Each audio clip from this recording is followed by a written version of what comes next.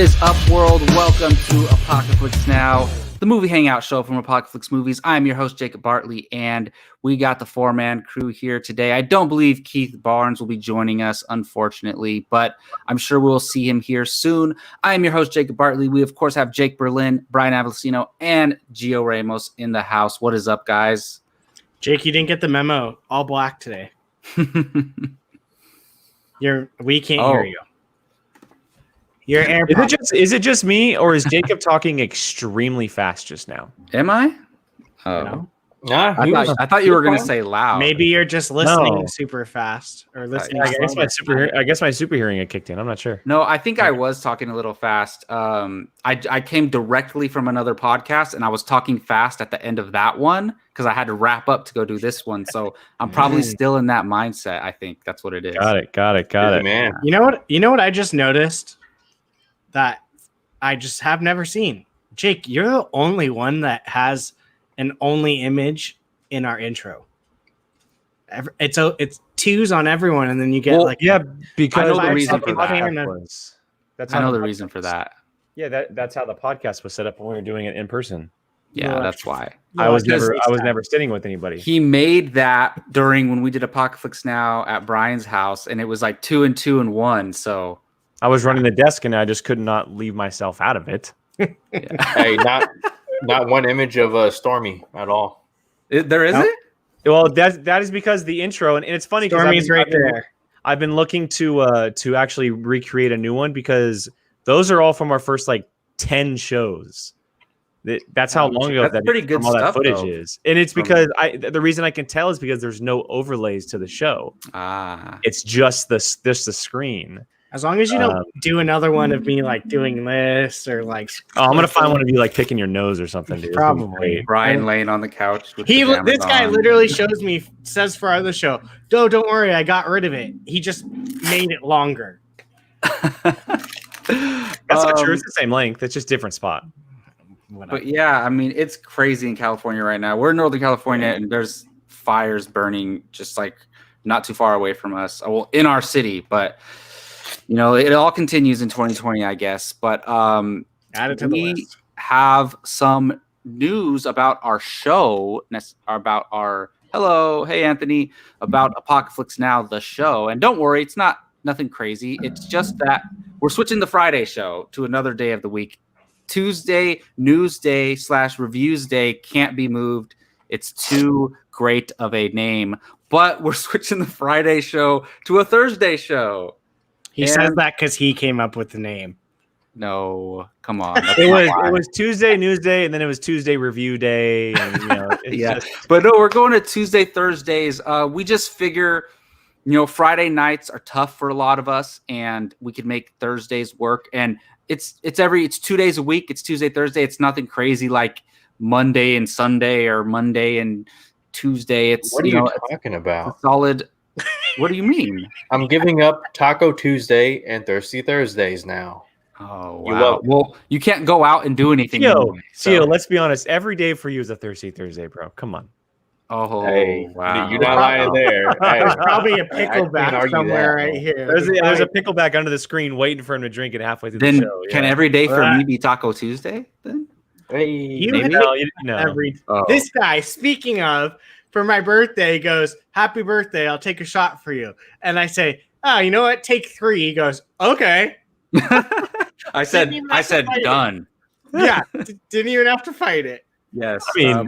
Hopefully we can celebrate Brian's birthday soon. But yes, it's going to be Tuesday, Thursdays. Hopefully that is not too much of a problem for any of the viewers. We hope you guys can still join us on Thursdays. Yeah, the last month we've run into a lot of Friday. Oh, I'm not going to be here. Oh, maybe we'll do this. And then obviously with the holidays coming up, a lot of guys. What? No, What is that noise? Have you never seen that from SpongeBob, where he goes, "We've run into a lot of," and then the little guy goes, "Hoopla!" Oh, hoopla! No, no, I haven't seen that. But yeah, it for us. Not that the world's getting back to itself anytime soon, but when we talk about this on our own time to each other, we've always said we want to get ahead of the curve on certain things, and this is getting ahead of the curve because it might come to a point where a few months down the line, Fridays are an absolute no-go for any of us. And Thursdays right now are a little bit better, and so we're going to go with it. But we want to add that on watch-alongs will be on Fridays. That's a great point. Yes. Watch-alongs will be on Fridays because of our work schedules. Doing a watch-along till 10:30 night sometimes is tough. So watch-along, which means the last show of every month on Friday, will be that watch-along. So, and we'll let you know. Yeah, exactly. That is a great point. And they're planned to be the last show of the month. So that's when the watch-alongs will be. And we're going to, we're talking about safely getting together for those. So hopefully we can maybe pull that off sometime soon once we all feel comfortable doing so. If you watched our Oscars watch-along, it'll be a little bit like that, but a lot shorter, hopefully, unless we watch something very long.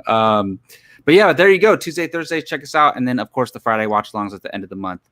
But yes, so before we get to some other things going on here, we're going to have Gio tell you about our podcasts. Podcast plug. Okay, so you guys can not only find us on YouTube where you can watch our videos, we have audio versions as well on podcast platforms such as Apple Podcasts, Spotify, Google Podcasts, anywhere else you listen to podcasts. So when you guys do listen to our audio versions, we encourage you to not just subscribe so you make sure you get every piece of content, but also subscribe and rate as well. The more that you guys engage with us via comments, likes, the more exposure we get to the audio podcasting world. So more awesome people like yourselves can discover us. So if you guys do listen to us, please give us a subscribe and a like and a comment. Don't do us wrong. Do us right. Oh man. So to be fair, I downloaded Spotify for literally the first time today. I've never used Spotify before, and I found us, and now I'm following us. Are we right below Joe Rogan podcast? Yeah. So, hey, I was reading the chat. I was looking for DC enthusiasts, and you see, Anthony said something about doing a fan casting show. Anthony, have you not watched the casting table? We do. It's exactly what we do, and most of them are Marvel and DC. Yeah, we're not very good at picking outside. Hold on. Let me. Now that he mentioned this, I gotta pull it up on here on the share screen. Well, a lot of them have been Marvel and DC characters, is what I mean. But we usually do like Star Wars, Marvel, DC, and we do a lot of fun stuff too, like Disney characters, some special things like Power Rangers or something like that. So we've done a lot of cool things. But we do have a show called The Casting Table that we're at least trying to do once a month. And our last one was a Ray Sloan Star Wars one. So you guys should check that out. Another plug, I guess. We should. Here it is. Yeah. Here are all of our fan casts. We've done a lot. Meg from Hercules, Namor, Lord Zed, Spider-Woman, Batgirl, Kraven the Hunter, Hercules, Dr. Afro. I mean, the list goes on and on. We've been doing this for a while now, and a lot of people like it. It's one of our staples. So if you're into that, there you go. Oh, and Anthony said he just started watching us, so no worries, Anthony. I was just being funny, but I wanted to point. Funny. Wow, what a dick! You were not just messing around. Asshole move. But I just wanted to point you to those episodes because we got a ton of them, and they're so much fun. And we've done a lot of cool characters already, and we're planning to do more in the future. Maybe we. I'm probably going to make everyone all mad now, but we put a poll in for who do you want to see us cast next? The only thing with doing the poll is we have to decide on what we put in the poll. We can't people have to actually send us a message on social media, be like, hey, you guys should cast this. Otherwise, we pick a five people or one person, and then they vote who we want to cast. Yes. For sure. We can do that maybe at the beginning of each month. Yeah. Something we'll think about. Yeah, for sure. All right. Well, let's get to the movie watching challenge where we review films that one of us have been challenged to by the other four. Recently, we're talking about how we want to do the format, but as of now, we let the fans decide out of 4 movies that the other guys have chosen. And I was challenged to watch 2001: A Space Odyssey, and that was actually a Jake Berlin chosen film.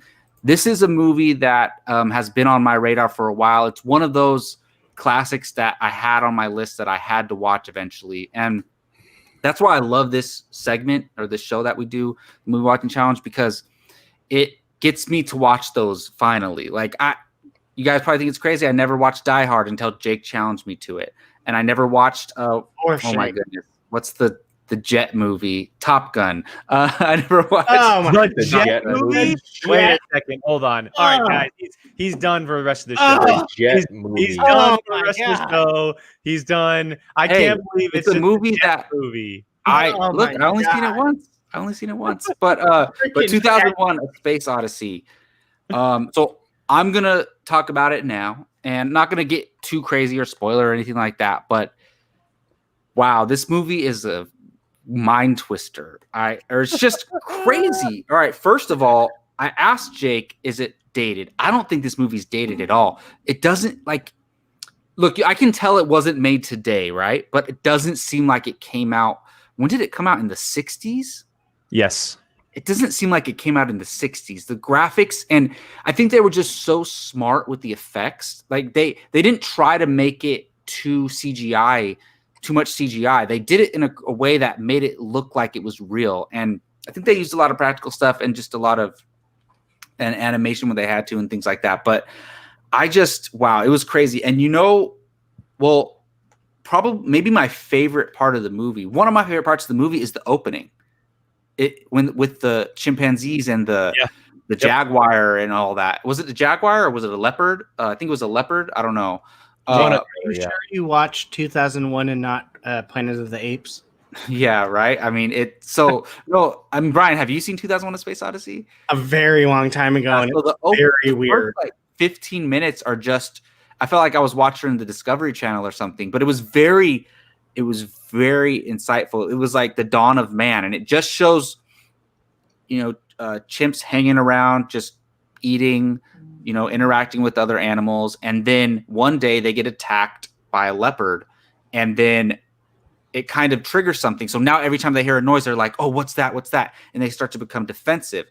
And then one thing leads to another. They figure out how to use weapons. Like they figure out how to use a bone as a weapon. And then now suddenly they're beating each other with weapons and fighting and stuff. And it was showing how man has progressed to be maybe a violent species or a species that's obsessed with weapons and things like that. I thought that was crazy. And then the big thing we could talk about is the ending. I'm not going to get into too much spoilers, but the ending is wild. And I'm sure a lot of people have said this, but it reminds me of the Christopher Nolan film a little bit.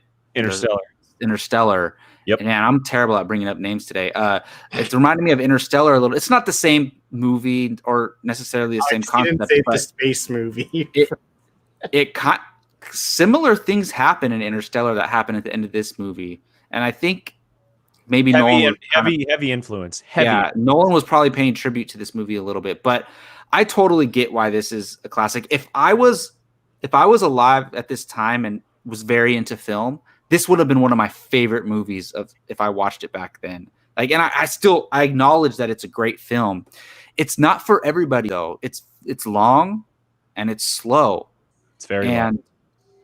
But I was intrigued by it. Jake knows I don't mind that long or slow movies if it's good content. So I'm satisfied. I'm just glad I got this movie under my belt, and it is one to think about. I'm not gonna lie, I watched a few YouTube videos right after I was done to help me comprehend it a little bit. But what does this movie mean? It is a very intriguing and thought-provoking movie. So thank you, Jake. I'm glad you liked it, man. I adore this movie. I mean, you guys know how I'm a sci-fi nerd. I love that type of sci-fi thinking stuff, and this is definitely one of those. It's my favorite Stanley Kubrick film. And so anytime I get to show someone it who hasn't seen it before and who enjoys films like that, I'm glad you liked it. That's awesome. Yeah, and the last shot of the movie is so freaky, but it's what makes it great. So the next part of this is someone else new being challenged, and I challenged Keith, who's not here today, but he will find out sooner or later what his movies are. So yes, we all four chose a Keith movie. So Brian, why don't you reveal those films? All right. So the 4 films that Keith has been challenged to. It feels so weird revealing them. I feel like I'm not supposed to. Okay. The first one being I Love You, Man. The second, Troy. Look at Brad Pitt right there with that long hair. Third, Grandma's Boy. Fourth, Primal Fear. I love that no one's able to ever figure out which one I challenged. Just this one's hard to figure out which one you challenged, Brian. Anyways. I'm not going to say anything. I almost accidentally revealed mine, but yeah, because Keith is probably watching right now, so we can't say too much about it. But yeah, I'm very excited to see if my movie gets picked. Yeah, there's a couple on there I really hope get picked. Yeah, there are. I'll say that there are two that I constantly keep seeing pop up for Keith. Oh yeah, so we should do when Keith's not here. Gabby picks movie. Or when someone's not here, Gabby gets to pick the movie for him. That'd be that might become a disaster. That would be interesting. Well, there you have it, Keith. Those are your options, not your options, but those are the fans' options. So you'll be watching one of those movies before next Tuesday's show. All right. So let's tell you guys a little bit about our merch store. If you haven't already, you got to pick up some Apocaflix gear. You could rock an Apocaflix Now t-shirt, an Apocaflix Movies t-shirt, some of our older shows that are at least on hiatus for now, the Padawan Podcast Nerd Nation. We were just talking about the casting table, and you got to get a Fandalorian Club shirt before the Fandalorian or the Mandalorian comes back. That's not the first time we've done that. And we got a bunch of other goodies on there from our other side shows. So yes, you can go to tpublic.com. I forget, is it /Apocaflix or something like that? Or just search Apocaflix movies when you go to TeePublic. You can also get mugs, pillows, sweaters, stickers, a whole bunch of cool stuff, and masks, just like Rachel pointed out last time. Maybe most importantly, you can get masks, which I still need to get some Apocaflix masks. But the funny thing is, that's different from the other ones. Nobody's going to know what they are, but it's kind of a cool conversation starter. Like, what is that? And then you're like, oh, well, it's my podcast. So, or it's a podcast that I listen to. So go and please help us out. There we go. Link in the live chat. There, solid. That's solid. She knows how to do it. I'm sure it's in the YouTube in the link as well, in the bottom as well. So let's get to our main topic today, which is going to be the Disney live action remakes ranking. This is in vein of Mulan. And Jake, since you kind of came up with this, what were you thinking in this realm? You just wanted to touch, since there's been so many of these, especially recently, you wanted to get in with Mulan coming out. You wanted to talk about them? Yeah, we're not going to be able to do a review just yet on Mulan because some of us were kind of scrambling to watch it, in the last day or two, and some of us may not be able to catch it until a bit later on. And once we all get a chance to watch it, we'll do a review of it because people are still trickling in to get it on Disney Plus and stuff and figuring all that out. Yeah, just we're scrounging the $30 it cost. Yeah, and and so I thought, instead of focusing on Mulan, why don't we focus on the Disney live action realm, which has become very popular over the last 6 years or so. There's been a lot of them in the last 20. But it's become increasingly popular over the last 6 years. The more popular animated films are coming to screen. There's even more coming to screen in the next 10 years. A lot of them are currently slated. And so we're just going to rank them. We're going to rank and get our official Apocaflix movies top 5, as we usually do with some of our rankings, like the Charlize Theron movies and stuff like that. And you'll see this a lot more on the channel when movies start coming back out. We had talked about it like we did with the Charlize Theron when Old Guard came out. We're going to be ranking actors' movies, franchises, stuff like that on this show because the show does twice a week. And so this is part of that. And I figured those who can throw Mulan in the ranking can throw it in there because some of us have seen it. Those who not are just going to rank the ones they have seen. And we're going to see our personal list as well as what the official consensus Apocaflix movies list is going to look like. And I have Keith's list as well, so he is included in this. Oh, sweet. Awesome. That sounds fantastic. And I don't know about you guys, but for me, if we consider Disney animated live action remakes a kind of a subgenre in a way, this is one where the movies that I'm looking forward to the most disappoint me, and movies I didn't expect to I like a lot.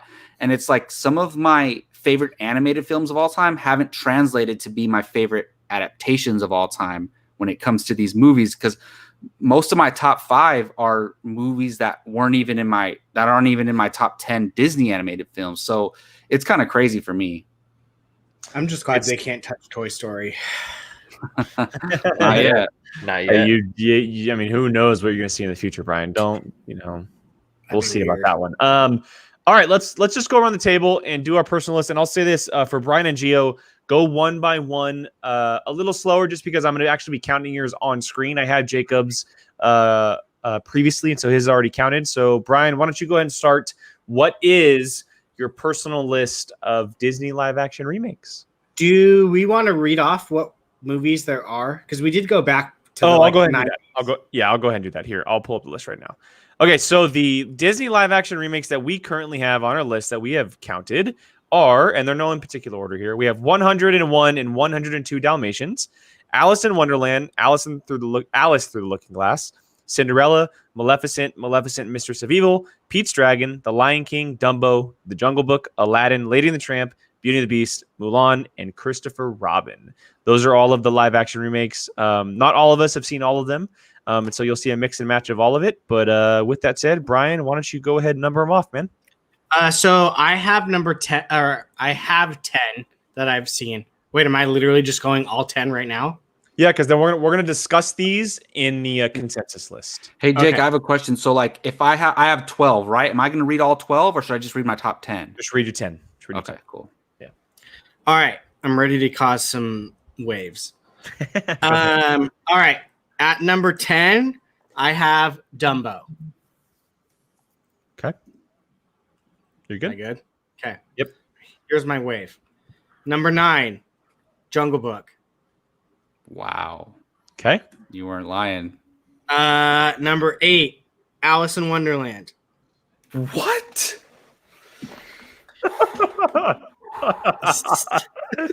I just 7, The Lion King.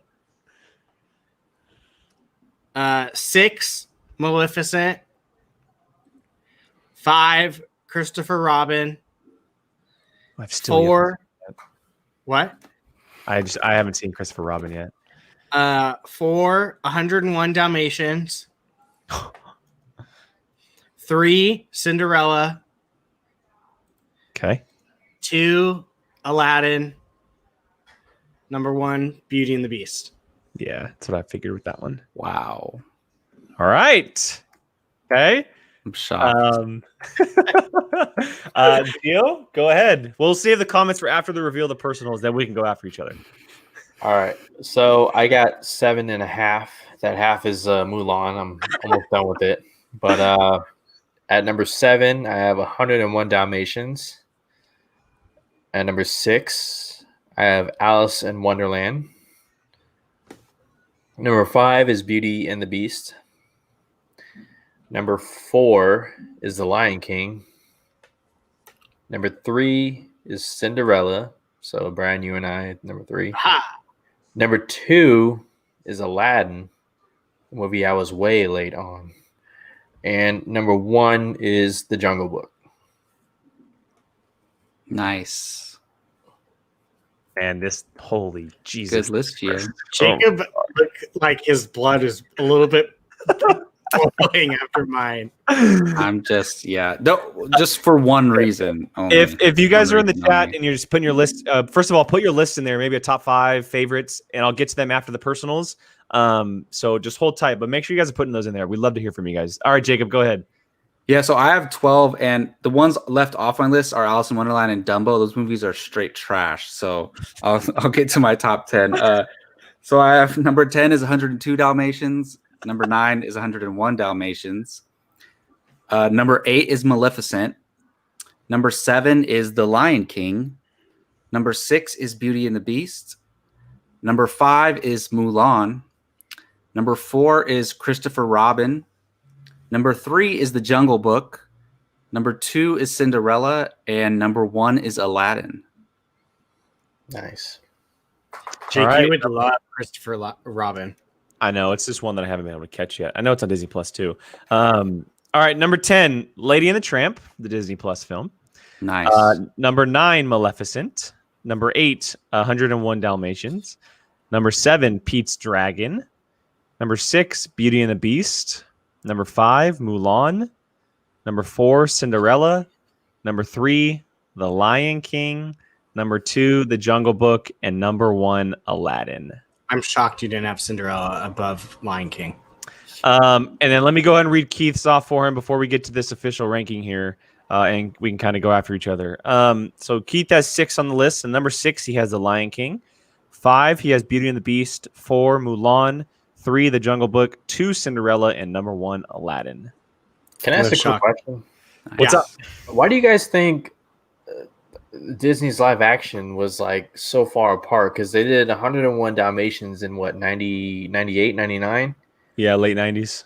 And then 102, and then nothing. Do you think they were just waiting for technology to catch up or something? Well, they kicked off Disney Animation Studios in the mid 2000s. That was a big thing.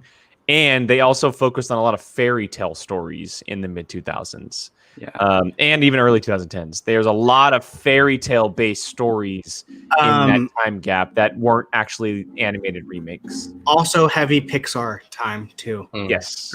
And I think you're right about the technology. Though the Dalmatian movies have real dogs in them as the dogs, so they're not CGI dogs.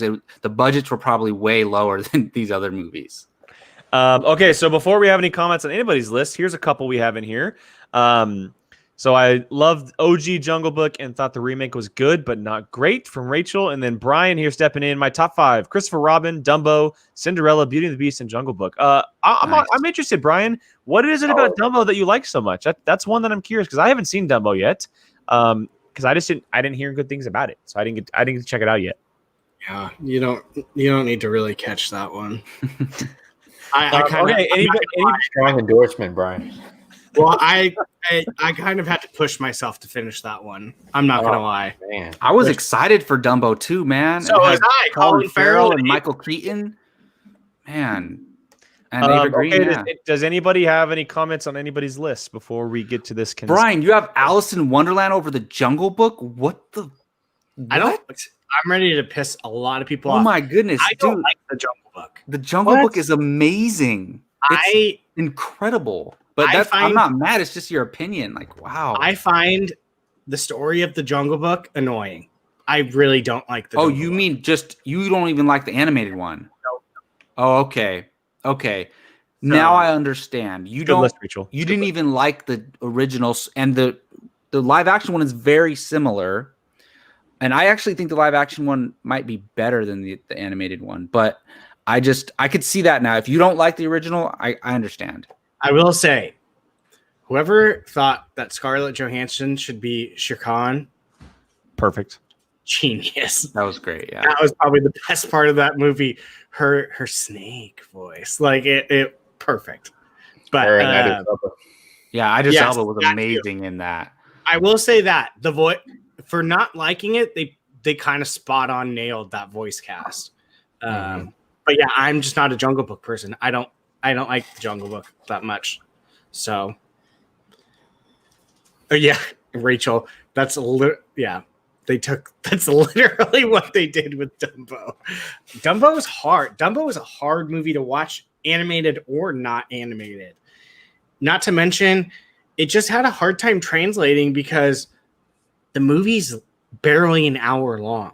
The animated movie. So they stretched it. It's like an hour and like 3 minutes. So they did the Hobbit thing with Dumbo. Yeah, they had to literally find a story to tell within the actual story. Here, Jake, while you're doing that, I'll read you Brian's reasoning for Dumbo. Go ahead. He put, I love Dumbo because it added more to the storyline from the original. I love Danny DeVito in the opening sequence with Casey Jr. I was obsessed with Casey Jr. growing up. Instrumental, plus love the scene shown during the opening with circus folk, plus love the Dreamland sequence with... So I was going to say, the movie starts off okay, but then once it just drops and it's just... Yeah. And I didn't like the rest of it. But I actually liked the first 30 minutes of Dumbo. And then it just kind of falls apart for me. Visually, it's really good. Oh, yeah. Visuals are great in that film. All right, gentlemen, we have our top 5 and 5 honorable mentions. We have them. Let's do it.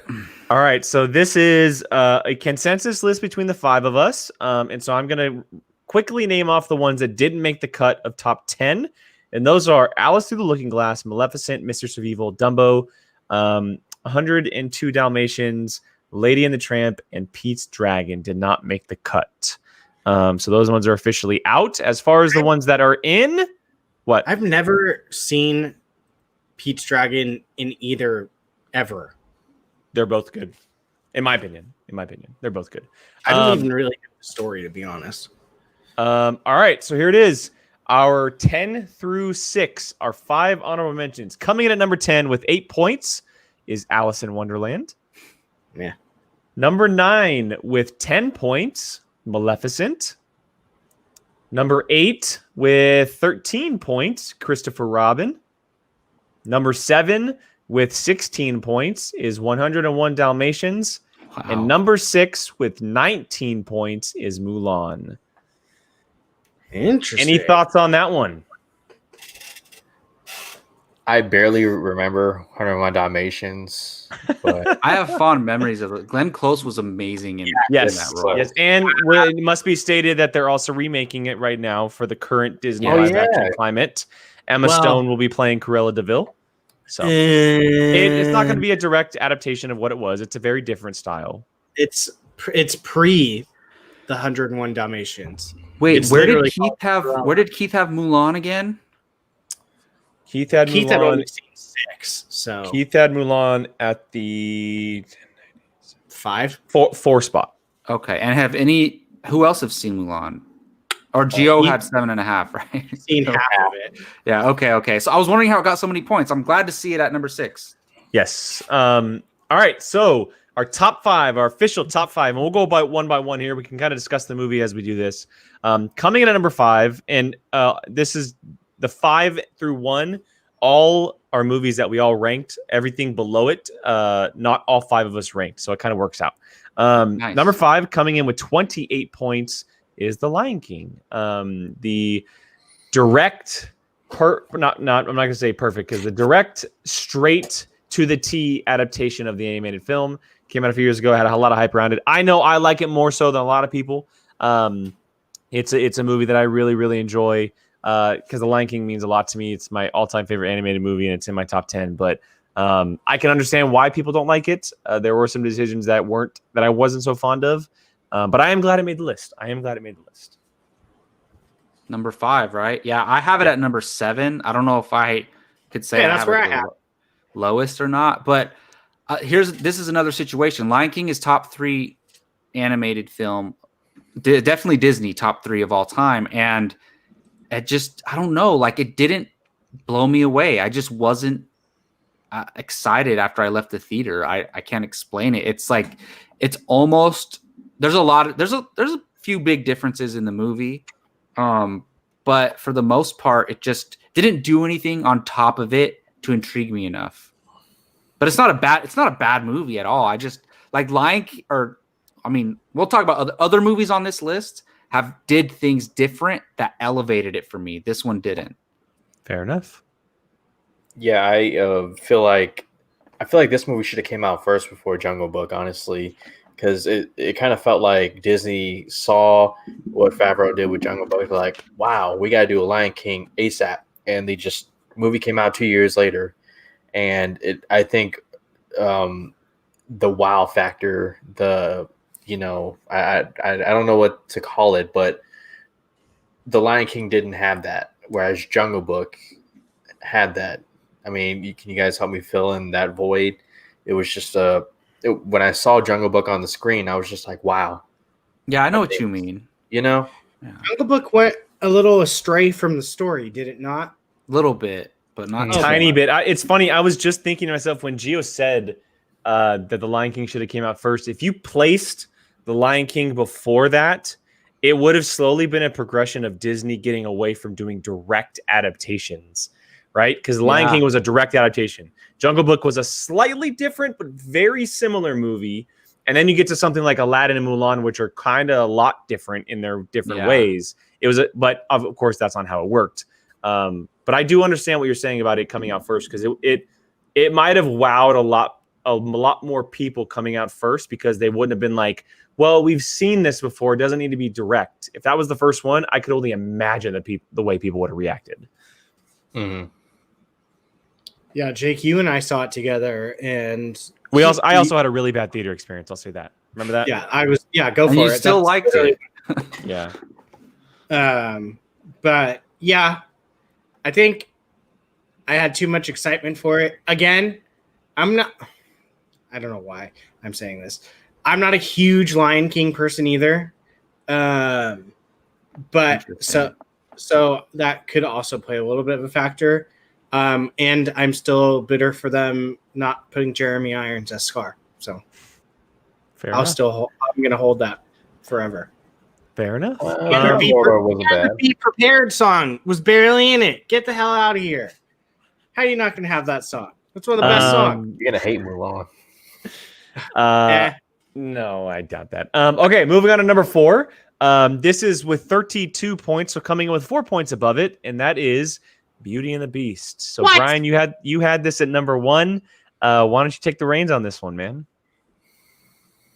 Shame on you all, especially you, Jacob. Shame on you. Hey, I have my reasons, man. What are your reasons? We'll get to that. I mean, if you want me to say, Beauty and the Beast is my favorite animated film of all time. Mine too. Not of all time. And I was disappointed with it, to be honest. And look, it's Emma Watson, man. I love Emma Watson, but I don't know. Did you see his face when he said that? Emma Watson, man. I was just disappointed. Well, look how ready he's getting. I know. Ooh, she may or may not be my number 1 Hollywood crush, but just saying, like, I was just watching this movie, like, this is not appealing to me. Like, just, I feel like they rushed the songs and they're like, let's just recreate these moments again and throw it all together and people will love it. And they, oh yeah, they were the best part of the movie. And and to be added, they're doing a Disney Plus show on them. Gaston, so Luke Evans as Gaston was amazing. Perfect. And Josh Gad as LaFoe was amazing. Thank you for mentioning that. There's some great parts about it. I wasn't feeling it when I was watching it. Like you feel it when you really like a movie, and I just wasn't feeling it. I don't know. I think that movie had so much hype around it. It was going to be hard to beat. That movie, it was very similar to what The Lion King had done. It had so much hype around that movie. There was so much excitement going into that film. And it was a slight letdown, that's for sure. I mean, I really enjoyed it. I haven't seen it since it came out in theaters, and maybe I have to revisit it. But I know that for myself, and probably similar to you, Jacob, the anticipation for that film was so high. I think that's what it is. It was just hard to reach. It was just a hard reach. Yeah. Yeah. Okay. Go ahead, Gio. Sorry. Go ahead. I was quickly going to say, I think the look of the Beast, I never got used to it.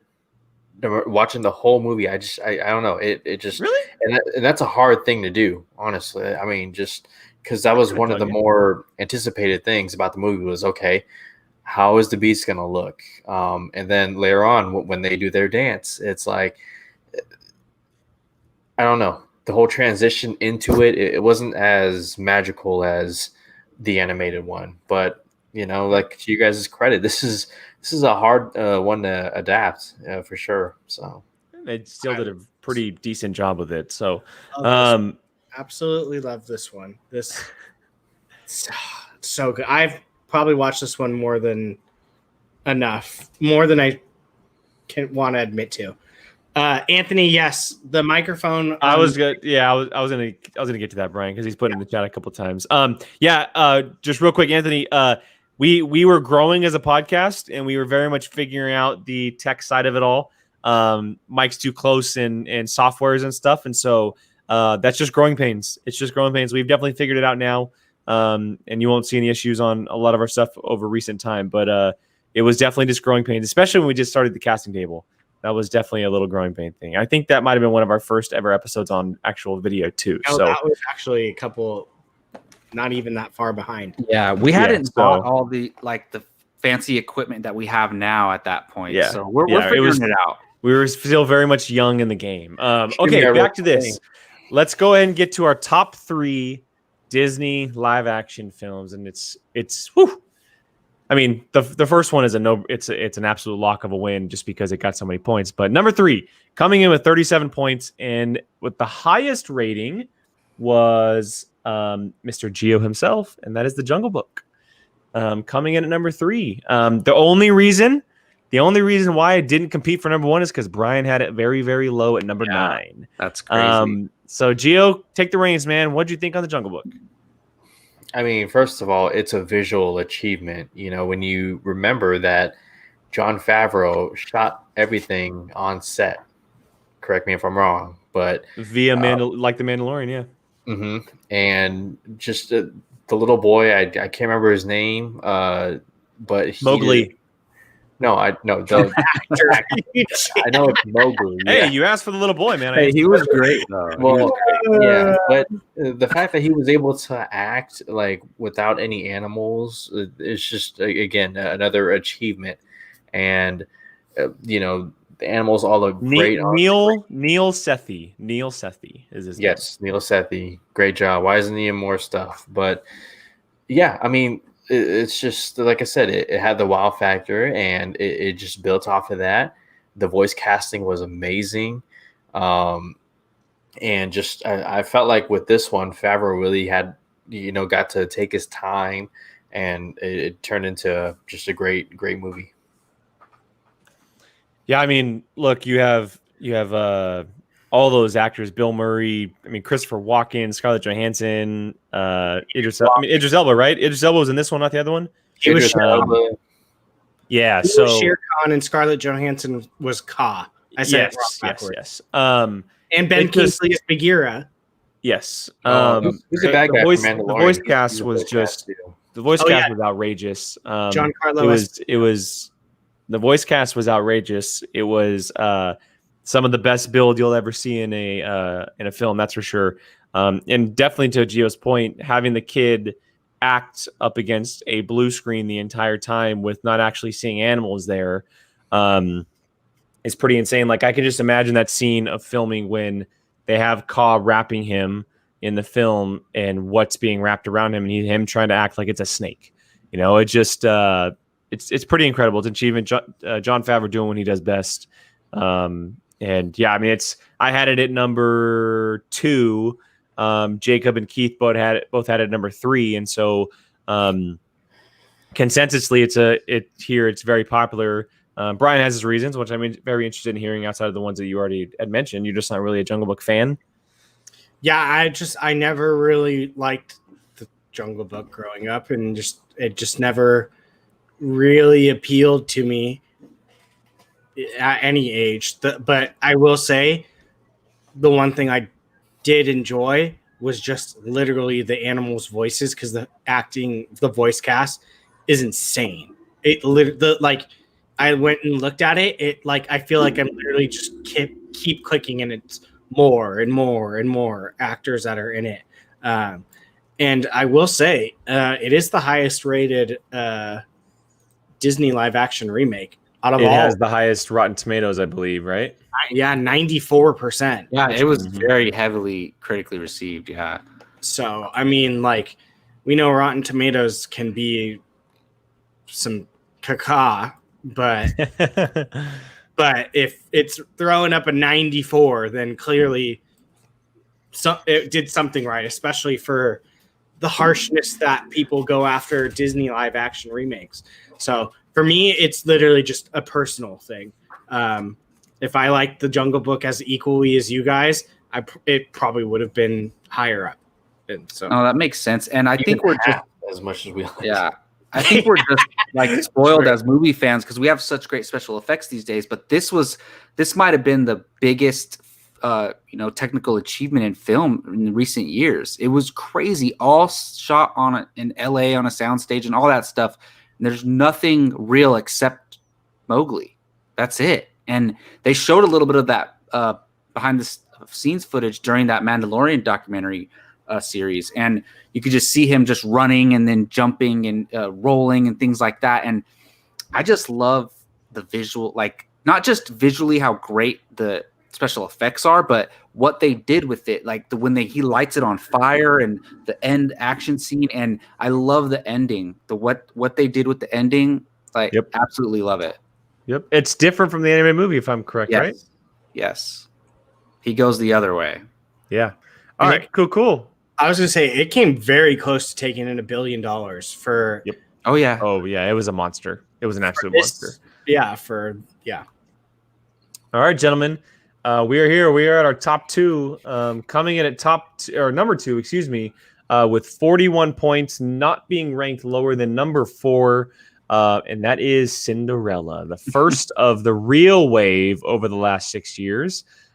Cinderella with Lily James, Cate Blanchett, Richard Madden comes in at number 2 with 41 points. And that officially makes the movie that none of us expected to be here. Yes, exactly. None of us expected to be here at number 1. Men voting Cinderella into number 2. Well, and that what I was going to say is that that officially puts a movie that we completely were bagging on the very beginning at number 1 with 48 points, a whopping 7 points ahead, not almost being ranked lower than number 2. 2 people ranked it at 2, 3 people ranked it at number 1, and that is Aladdin. Guy Ritchie's Aladdin was voted our number 1 Disney live action remake. But let's first talk about Cinderella. I haven't revisited this movie since I saw it. It's actually come up in a lot of conversations as of late. And it's something I definitely want to go back to. And I also want something else from it. I want to see Lily James back as the character. Oh, yeah. I want to see Richard Madden back. I want to see Cate Blanchett back. You know, I want to see this because it was and maybe I didn't appreciate it back then because I wasn't as into, film them as I am now. But the movie is it's incredible, and it's a great adaptation of what Cinderella is, especially the live action version. So I think it's definitely deserving of that number 2 spot. Yeah, I actually have it ranked number 2 on my list. And here's part of the reason is I'm not a big fan of Cinderella story is classic. It's a great animated film, but it's not one of my favorites. I never expected to like this movie this much. And when I went to go see it, I was just, it looked good, but I was just like, I just went to go watch it. And I was so surprised. And I think it was my first time seeing Lily James in anything. And I freaking love her. I know Jake loves her too. She's amazing as an actress. And she's definitely, if people don't know who she is already, she's definitely on the rise. Like, I think she's going to be a bigger star in the next 2 or 3 years. She getting a superhero role. Yeah, something. And Kenneth Branagh, man.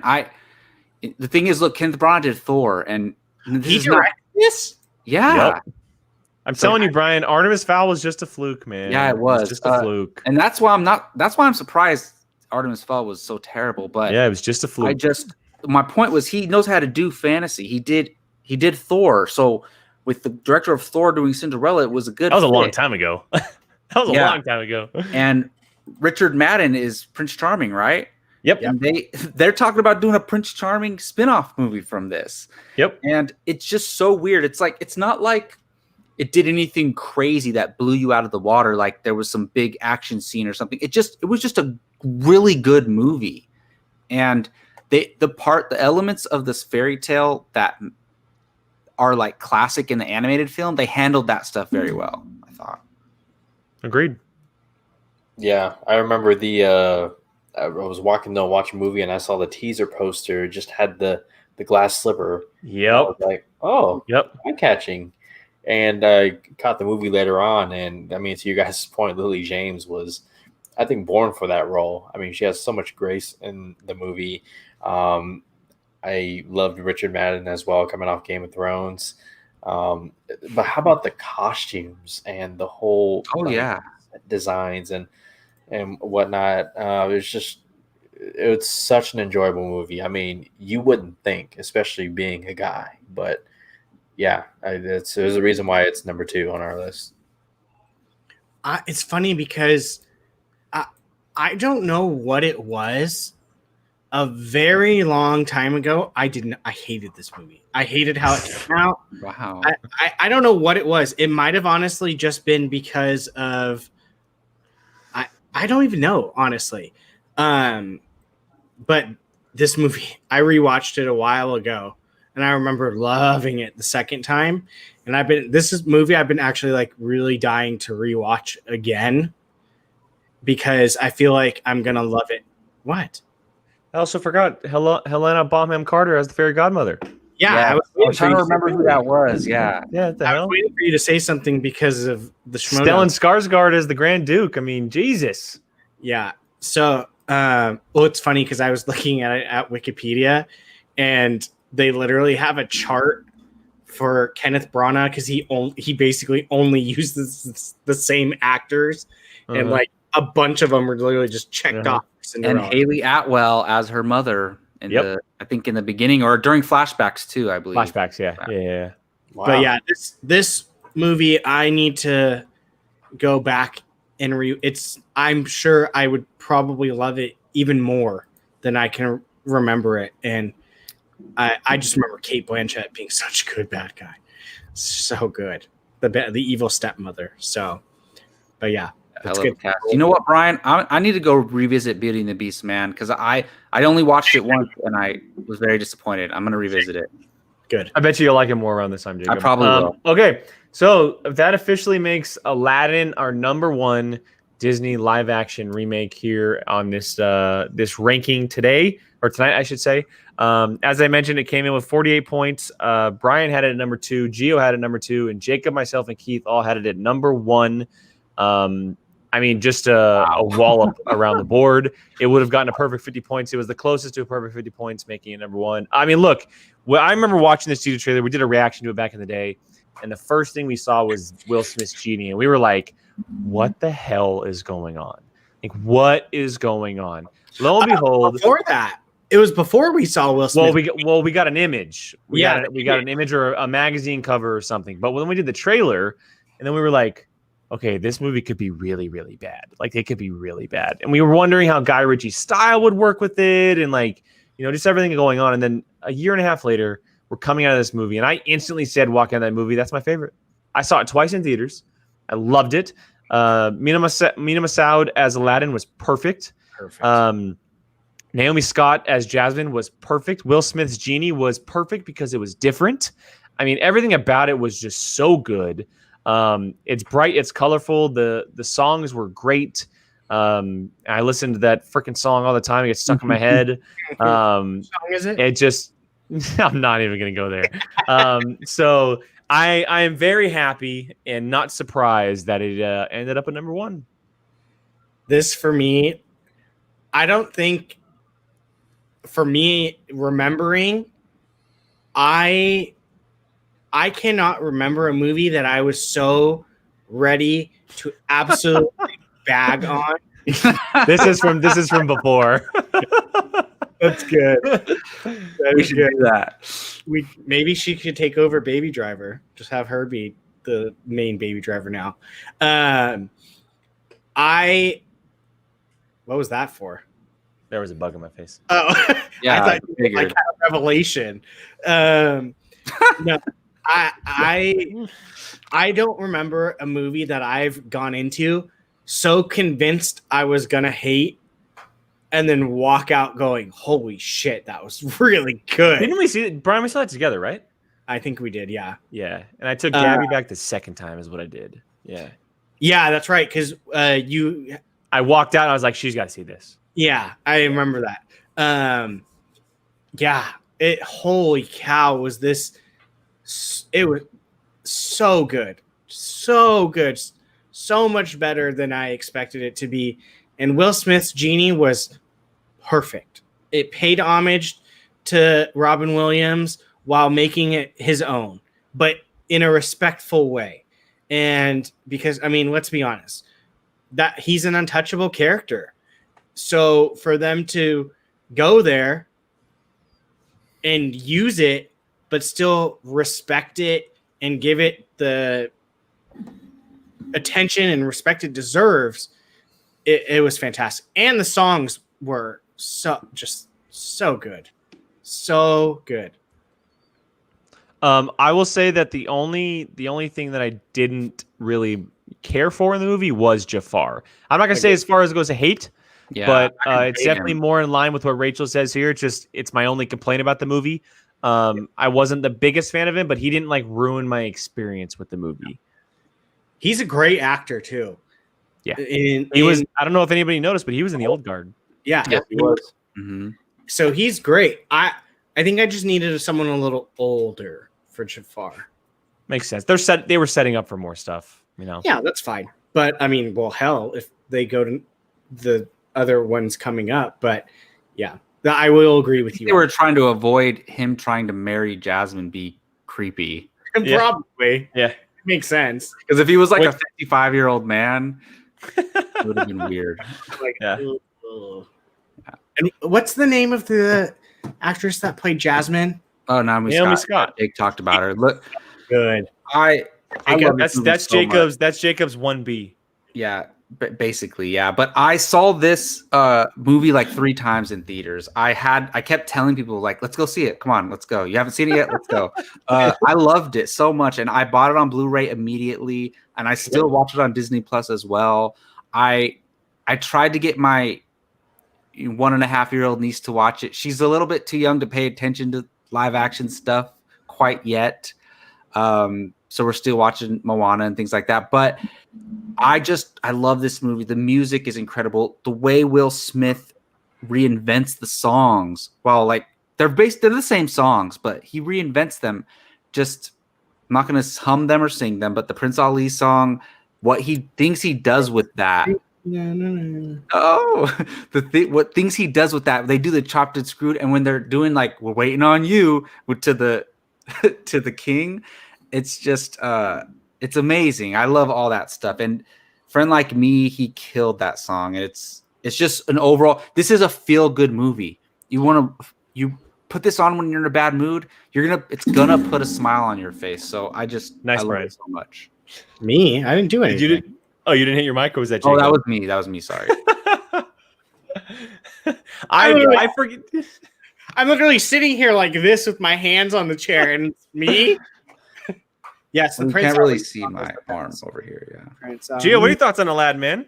Well, I was late to this. You guys kept trying to get me to watch it because you guys know how much I'm a big fan of Will Smith, and I thought his casting when it first announced was perfect because, to your point and to the movie's point, it's something that he could make his own, and it's a very, very risky role to take, but he did it and he killed it. But I love the direction that they went with the costumes and the look of what's the name of the city? Agrabah. Thank you. Yeah, I wanted to say yeah, I mean the chemistry between Aladdin and Genie was awesome. The Genie looked good. I remember everyone freaked out at first when the Entertainment Weekly cover showed Will Smith and not the Genie, and Will Smith was like, "Guys, relax. I'm gonna be blue," because Will Smith. I want to say that was one of Jake. Was that our first picture where we were like, yeah, he was human. Well, and the teaser, he looked terrible in the teaser. Yeah, the very first teaser they ever released, but it wasn't finished yet. Yeah, good call, Gio. Good call. Yeah, no, but I mean, look, I really, really enjoyed it a lot. I loved it. I loved it. Like when it was funny, it was really funny. The lead actor, I think it was the first time. What's his name again? Mina Massoud. Really good. I want to see him back if there is a sequel, obviously, and I want to see him get more roles in Hollywood. I mean, come on now. Yeah, take care of him, Disney. He came out and said he wants to play Nightwing. Did he? Yep. Hey, there will be a sequel to this movie. I don't mind. Yeah, there will be. 100%. There will be. Yeah. Yeah, I wouldn't mind that. But yeah, great movie. Check it out if you haven't seen it. All right. Well, before we get out of here, let's go ahead and run through one more time our top 5 as well as our 5 honorable mentions for our Disney live action remakes. So coming in at number 10, we have Alice in Wonderland. Number 9, Maleficent. Number 8, Christopher Robin. Number 7, 101 Dalmatians. Number 6, Mulan, the most recent one. And then the official list. Number 5, The Lion King. Number 4, Beauty and the Beast. Number 3, The Jungle Book. Number 2, Cinderella. And number 1, Aladdin. I will say this. No matter how you feel about all of them, it is pretty cool seeing all of the major heavy hit Disney animated films at the top of the list. That means that they were successful. That means they successfully did what they needed to do and remake these movies for live action audiences, as well as sprinkle in some of the other ones that we really enjoy. So, yeah, I'm happy with our list. I will say, go watch Christopher Robin if you have not yet. It's a very enjoyable film. Go watch Pete's Dragon. Yeah, I haven't seen that one. I need to watch that one as well. But I think I need to see the animated first, though. Yeah, it's an older one, so it's older animation. But I mean, that's matter. For sure. All right, well, that's going to do it for this episode of Apocaflix Now. Don't forget to join us this Thursday for our first official Thursday Apocaflix Now, even though we did one last week, but it was our watch along, of course. And yes, don't forget to check out our podcast and our social media outlets. You can find us on Facebook, Twitter, Instagram, all at Apocaflix Movies. Thank you all for watching. For Jacob, myself, Jake, Keith, or not Keith. Keith isn't here, but for Keith as well, Gio and Brian, we'll see you all in a couple days.